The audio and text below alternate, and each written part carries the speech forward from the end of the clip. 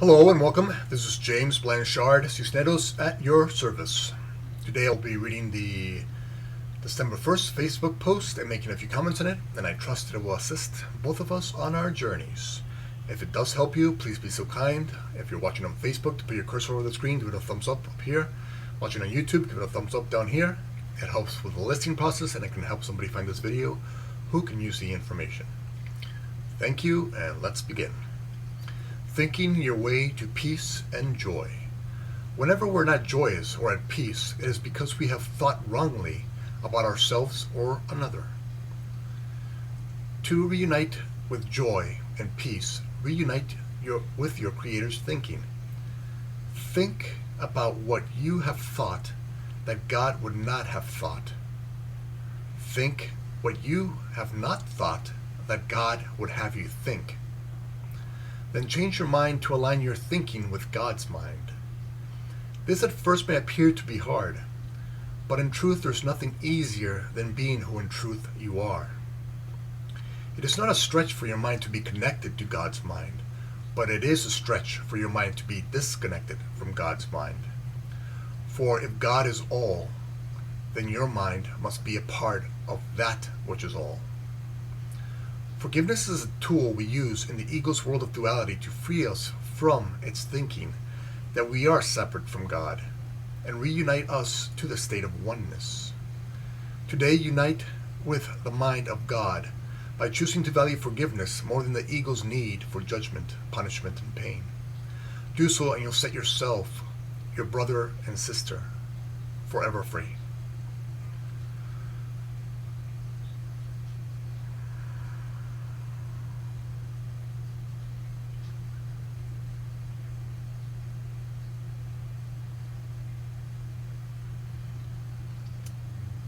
Peace and joy are our natural states.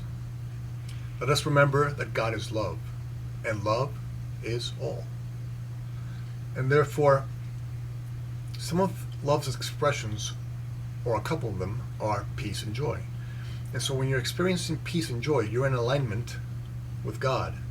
You're in alignment with love, with oneness. And thus, your experiences of peace and joy. When you're not at peace and you're not joyous, you're simply out of alignment with your true eternal essence.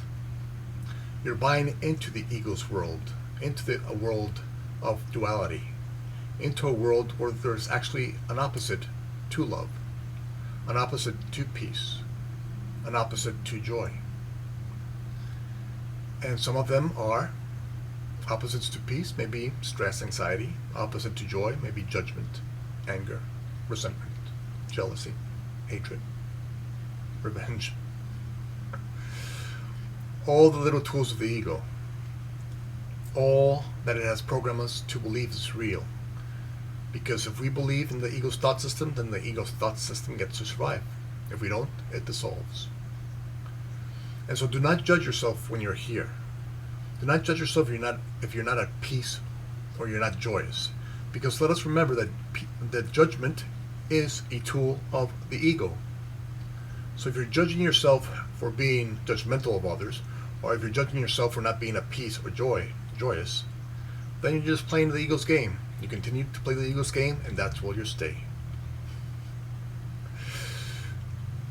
And so, when we're experiencing a lack of peace and joy, let us simply remember that we're buying into an illusion as real. And let us actually pat ourselves on the back that we have the wisdom and knowledge enough to realize that we're somewhere where we do not belong. And so let those times when you're not at peace, when you're not joyous, become triggers to help you remember that you're not where you belong. And so these triggers simply bring you back into your true essence. So how do we get from here, from the ego's world, from being out of alignment to in alignment? There's many tools we have been offered by God for this. We'll think of maybe three tools. Let's start off with forgiveness. Forgiveness releases all the illusions. When you judge a brother or even yourself, and then you have a lack of peace, That's simply playing in the ego's game, because you judge yourself or your brother and sister, you use judgment, which is the ego's tool, and you lack peace. There you are. And so one tool we can use when we're lacking peace or joy is to forgive our brothers or sisters, or to forgive ourselves. And we do this by remembering our brothers and sisters' true eternal essence, seeing the eternal essence, seeing what is only real in them, the love that is only real in them, instead of what they might be thinking of, doing, saying. That's all within the ego's game, is to believe that you and your brother are separate. And it does this by separating looking at the bodies and saying that the bodies is our truth. And so if the bodies are our truth, then we are separate beings.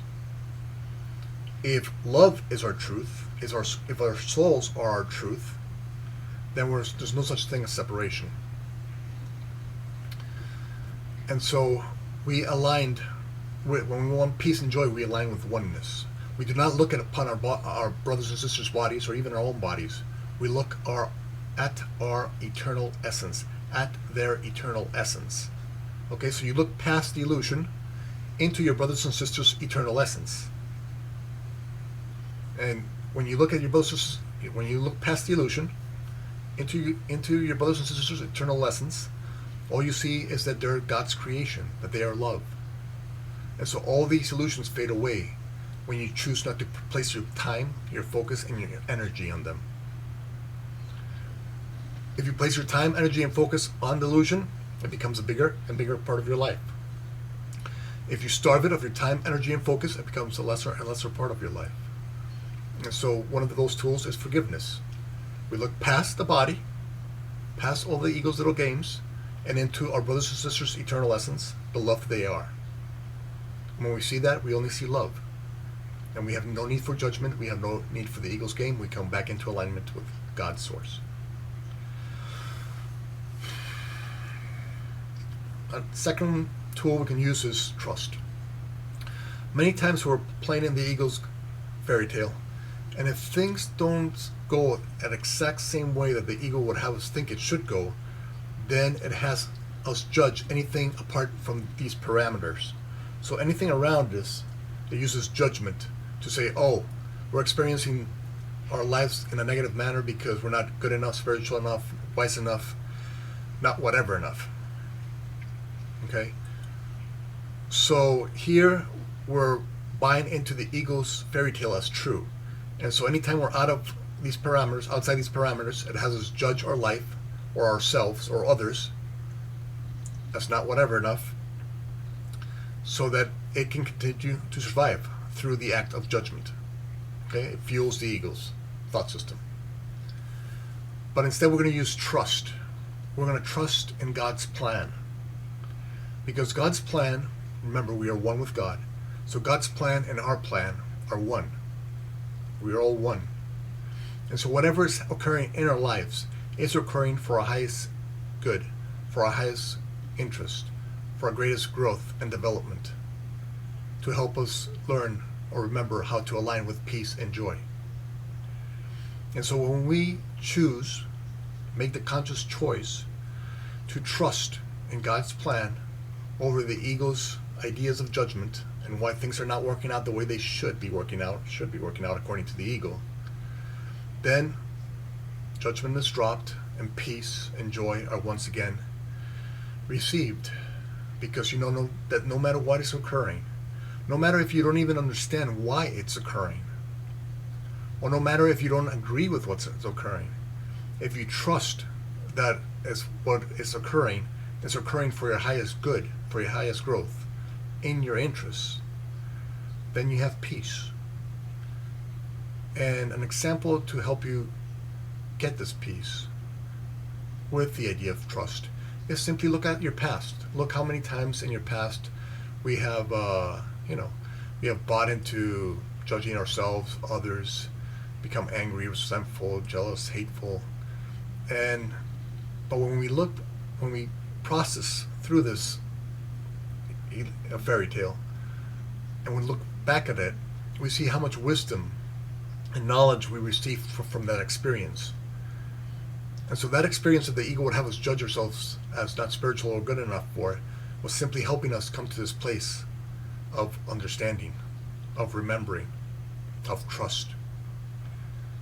And so when we look back into the past and we look at it with wisdom, seeing how this helped us come to this place in our lives, then we have appreciation, and that's the next step. And the last step we're going to touch on today is gratitude. When you trust that everything is happening in your best interest, what other emotion or feeling could you actually have other than gratitude? Because if everything is working out for you, for your best interests, then obviously gratitude is the only response. So instead of judging ourselves, others, this world, 100 different judgments the ego would make in our lives, instead of playing 100 different little games, if we instead have gratitude, because we can use our own life experience to see how the past helped us have more wisdom and knowledge and peace and joy.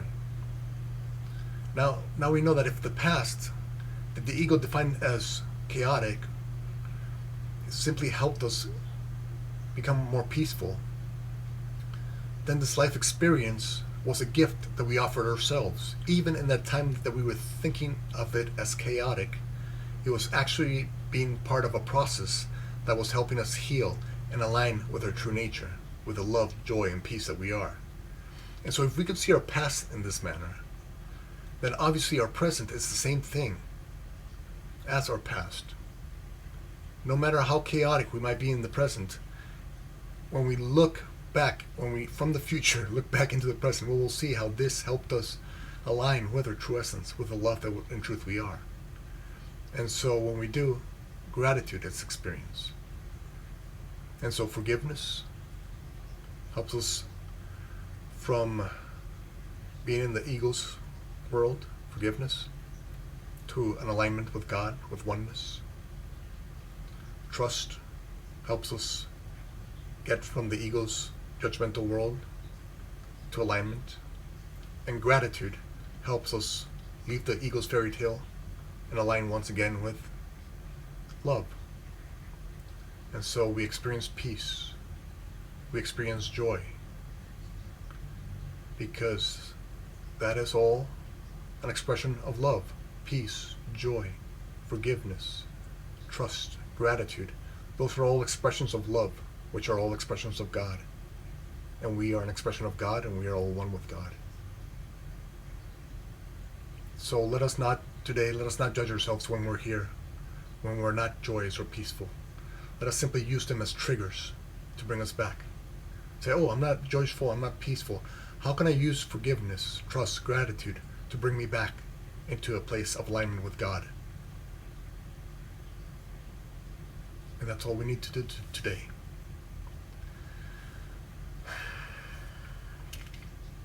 Thank you very much for your time. I love you very much. If you'd be so kind as to like, comment, or share this video, it would help with the listing process, and it can help somebody find this video who can use the information someday. If you'd like to leave me a comment or a question, I would be delighted to try and offer a response. And if you can please subscribe to my YouTube channel, I would love to have you in that community. Again, thank you so much for your time. I love you very much, especially if you made it all the way to the end of the video, even though I love everyone, no matter if they turn me off after 5 seconds, that's okay. Anyway, I love you very much, and God willing, we'll see each other tomorrow. Peace.